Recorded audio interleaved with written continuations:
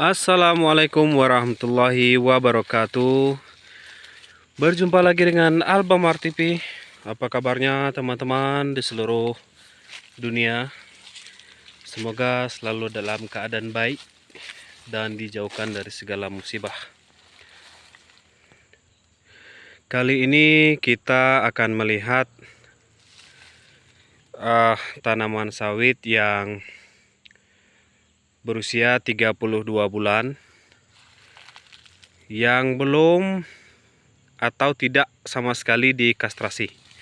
Ini contoh yang tidak saya kastrasi, tapi buahnya, batangnya kelihatan cukup besar lingkarannya, batangnya ini. Nah, ini tidak saya kastrasi. Seingat saya tidak saya kastrasi sampai usia 32 bulan. Tapi pertumbuhannya, kalau saya bilang, ini tidak kalah dengan yang dikastrasi. Nah, ini buahnya memang belum terlalu sempurna memukanya, bijinya itu brondolnya, tapi besar ini janjangnya, ini keliling ya. Ini tidak kastrasi. Entah bagaimana kok bisa pohon yang satu ini tidak kecil atau cukup besar ya, bahkan buahnya besar. Nah, keliling itu besar itu teman-teman. Seingat saya ini perawatannya sama saja, pupuknya maksudnya dari pembersihan lahannya sama saja. Nah, pupuknya sama saja dengan yang lainnya, dan juga malahan ini harusnya kecil, tapi alhamdulillah cukup besar ya. Ini sekitar 5 kilo atau 6 kilo ini ada ini ya, yang seperti ini. Ini termasuk yang apa ya namanya, anugerah ya, rezekinya agak bagus kalau yang ini. Mudah-mudahan bisa sampai panen nanti.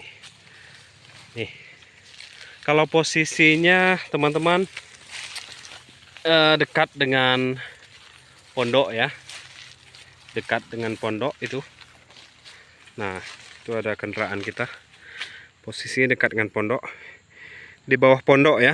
Ini lahannya kan agak miring sedikit, ini agak miring sedikit ini. Nah, menurut teman-teman apa nih faktor yang menyebabkan pokok atau batang yang satu ini pertumbuhannya cukup bagus walaupun tanpa saya kastrasi? Kalau menurut saya pribadi, faktor yang pertama adalah di sini dulu adalah bekas yang bawah ini ya. Nah, sekeliling ini di tengah-tengah pokok sawit ini adalah bekas kita apa namanya ya, membakar atau menumpuk sisa-sisa kayu ya. Sisa-sisa kayu kita tumpuk di sini, sampah-sampah pembukaan lahan kita tumpuk di sini, kita bakar. Mungkin sekitaran 2 meter lebarnya ya, tapi berbentuk bulat ya, sekitar itu. Jadi bekas pembakaran itu kemudian menjadi tanahnya itu subur, hitam ya, hitam. Jadi kita tanam, kalau tidak seingat saya itu saya tanam pas di tengah-tengah sisa pembakaran itu tadi, tapi jauh ya jaraknya. Misalnya kita membakarnya hari ini ya, mungkin sebulan lagi, 1 bulan lagi baru saya tanam, karena untuk mengingat tunggu tanahnya ini dulu bagus dulu, meresap. Jangan baru 1 hari kita bakar langsung besoknya kita tanam, itu juga tidak bagus, malahan mati nanti karena tanahnya masih panas. Tapi ini kalau tidak salah sekitar 1 bulan jarak dari bekas itu pembakaran sisa-sisa kayu pembukaan lahan itu. Nah, itu faktor yang pertama menurut saya. Kalau faktor yang kedua adalah karena ini tadi lahannya kan agak miring ke sana ya, ke posisi pondok itu. Nah, kendaraan kita itu, motor kita. Eh, Mungkin karena kita sering membuang sampah di sini, sampah-sampah kita ke kebun atau sisa-sisa makanan. Jadi mungkin eh, turun ke bawah ini, menjadi pupuk alami untuk sawit yang ini. Nah, ya, coba kita lihat lagi. Jadi saya jelaskan sedikit. Nah, ini contohnya seperti ini teman-teman.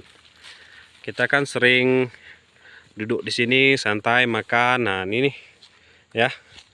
Musim durian dulu juga kita lakukan pembakaran di sini tengah-tengah ini. Nah, mungkin karena bertambahnya hari waktu, jadi terbawa oleh air, hanyut tanahnya turun ke sini sehingga menjadi pupuk alami bagi tanaman sawit kita ini. Ini belum pernah saya panen ya. Belum pernah saya panen.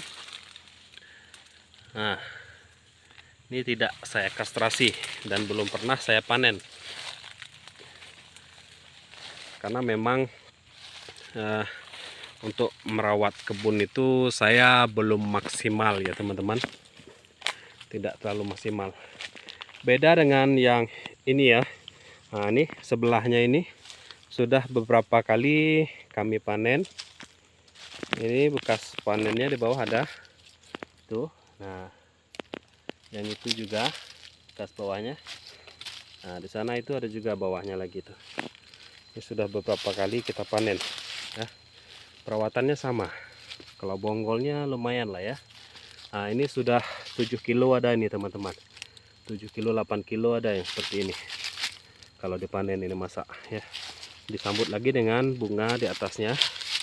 Nih calon buah. Nah, nyelip lagi sehingga akan bertingkat nanti calon buahnya. Nah, itu sudah berapa kali kita panen. Nah, yang ini yang saya termasuk heran ini ya. Di samping atau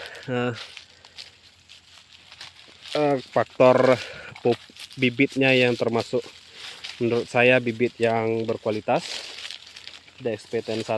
Ini ada juga faktor yang mempengaruhi pertumbuhan baik atau buruknya laju pertumbuhan tanaman kita.